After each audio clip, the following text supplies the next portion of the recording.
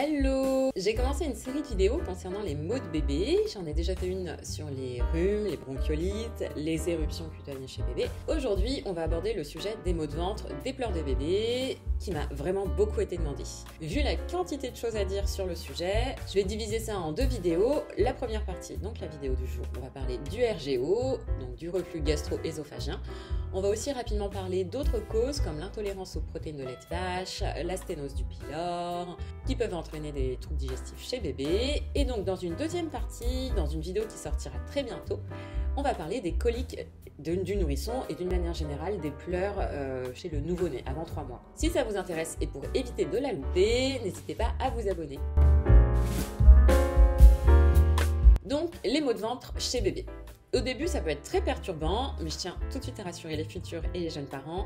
Petit à petit, vous apprendrez à connaître la signification des pleurs de bébé. Dans le cadre des pleurs liées aux douleurs digestives chez bébé, ça va être quand même assez évocateur. On va avoir un bébé qui va plutôt émettre des sons aigus, qui va se raidir, qui va se jeter en arrière, au contraire qui va se recroqueviller sur lui.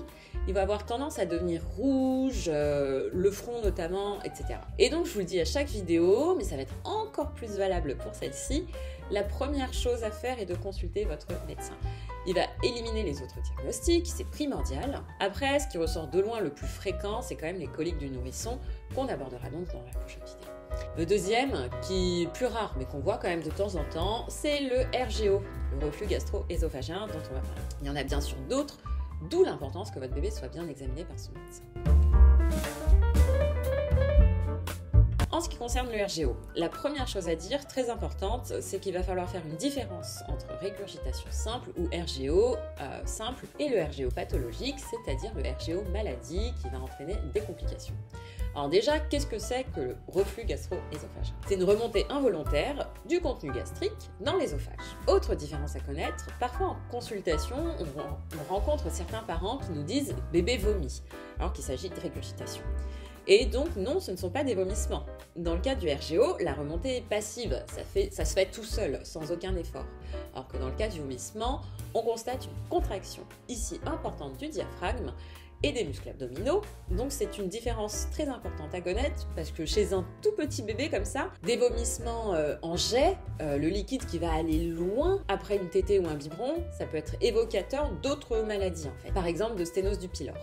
Le pylore, c'est un muscle en forme d'anneau à la sortie de l'estomac, juste avant l'intestin grêle. Et s'il est sténosé, c'est-à-dire quasiment fermé, les aliments repartent dans l'autre sens. Bref, je ne vais pas être longue sur la question, c'est juste pour illustrer, pour donner un exemple, à quoi ça peut servir de faire la différence entre régurgitation et vomissement. Dans le cas de la sténose du pylore, il va falloir opérer, je ferme la parenthèse.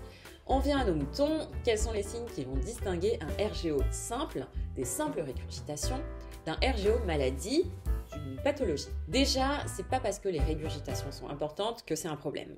On peut être confronté à des quantités mais de liquide énormes, mais ça ne va pas du tout être un souci. Ce qu'il faut savoir, c'est que par rapport à la taille de bébé, par rapport à la taille de son estomac et des quantités qu'on lui propose, c'est comme si nous on prenait 2 ou 3 litres de lait en quelques minutes. Et donc, on peut avoir un volume significatif qui va dans l'autre sens, mais la grande majorité du liquide, il est passé quand même dans le bon sens. Et on en a déjà parlé, tout ça est largement favorisé par le fait que bébé passe quand même le plus clair de son temps, une grande partie de ses journées, en position horizontale. Et en plus, ces petits muscles sont pas encore bien matures et pas assez toniques, et donc encore un peu de mal à faire leur travail de retenir le liquide là où il faut. En plus, contrairement à plus tard, l'intégralité de son alimentation est constituée de liquide, donc ça peut aussi aller vers le haut plus facilement. Et donc, on y arrive, les signes qui vont nous évoquer un RGO pathologique. C'est plus rare, on le répète. D'abord, tout simplement, la douleur, notamment lors du passage du lait. Au début, on va avoir un petit qui va quand même prendre le biberon ou le sein, parce qu'il a très faim. Et puis souvent, il va s'interrompre parce que la sensation de douleur devient supérieure à la sensation de faim. Ensuite, on peut rencontrer des difficultés alimentaires, voire carrément des refus alimentaires. Très évocateur, des difficultés de prise de poids, des troubles du sommeil, une agitation après les biberons. Et lorsque la muqueuse de l'ésophage est très irritée, on peut aussi être confronté à des saignements. Donc là, bien sûr, il faut consulter sans délai. Ce qui peut aussi se passer, ça va être des bronchiolites ou des infections à répétition, des asthmes du nourrisson, notamment parce que le RGO peut être un facteur favorisant. Et donc, vous comprenez que si bébé est en forme, en bon état général, qu'il n'est pas gêné, qu'il s'alimente correctement, qu'il prend du poids, qu'il n'a pas de saignement, Et il peut donc s'agir de régurgitation simple, de RGO simple, et on s'en fiche. Il n'y a rien à faire, on respecte. Et c'est tellement fréquent qu'il y a de fortes chances que votre bébé soit dans cette situation. Autre chose, parce qu'on en parle très souvent en consultation, le fait que bébé présente un mâchouillement ou qu'on ait des régurgitations avec une odeur un peu aigre, de lait caillé, pareil, ça n'a pas d'importance. Donc vous comprenez aussi que ça va spontanément s'améliorer dans les mois qui suivent parce que votre bébé va être de plus en plus vertical, parce que son alimentation va être de moins en moins liquide et qu'il va passer de moins en moins de temps allongé. Ses petits muscles vont aussi devenir plus toniques. Et donc si c'est bien un RGO pathologique, qu'est-ce qu'on peut proposer comme prise en charge? Encore une fois, toujours voir ça avec votre médecin. À chaque fois, vous l'aurez compris, je ne suis pas très médicament. Dans la majeure partie des cas, on va essayer de faire au plus naturel, au plus simple, le plus longtemps possible. Déjà, tout simplement, tout ce qui va être pause, ça va être très très intéressant. Ça va laisser le temps à l'estomac d'absorber tout le liquide. Typiquement, on peut proposer d'aller changer la couche de bébé au milieu du biberon par exemple, et dans la même idée, l'euro va être très important. Ça va permettre de chasser l'air de son petit estomac, parce que l'air ça prend beaucoup de place, et sachant qu'il n'y en a déjà pas beaucoup, c'est déjà ça de gagner. Pour que le liquide reste plus facilement dans l'estomac, autre traitement très simple, c'est une situation qu'on trouve aussi très très souvent en consultation, on pose la question des quantités et on a souvent des surprises. Les quantités qui sont délivrées à bébé sont parfois gigantesques, donc normal qu'il y ait une partie qui ressorte. Donc ça peut être intéressant de revoir les quantités et souvent dans ces cas de figure-là, bébé n'est pas particulièrement demandeur. C'est juste les parents qui donnent des quantités très importantes sans que bébé le réclame. Ensuite, on va éviter de coucher bébé immédiatement après le repas. Ça va être intéressant également d'éviter les transats qui risquent de le placer dans une sorte de position de grenouille qui va comprimer l'estomac et qui peuvent favoriser les régurgitations. Dans le même esprit, on évite tout ce qui va être trop serré, les couches.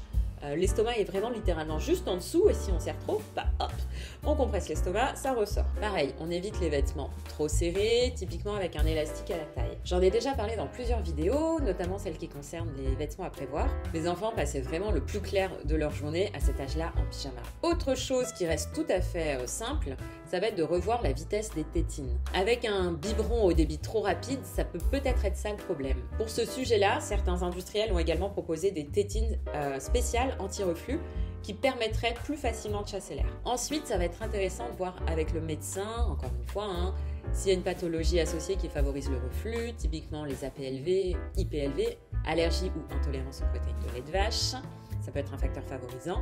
Donc en les prenant en charge, ça améliore le reflux. Ensuite, pour ceux et celles qui donnent le biberon, on va pouvoir épaissir le lait. Alors, il y a la façon un petit peu à l'ancienne, qui est quand même de moins en moins en vigueur, qui constituait tout simplement d'ajouter un épaississant dans le lait habituel. Là, ce qui se fait plutôt, c'est directement de proposer un lait déjà épaissi.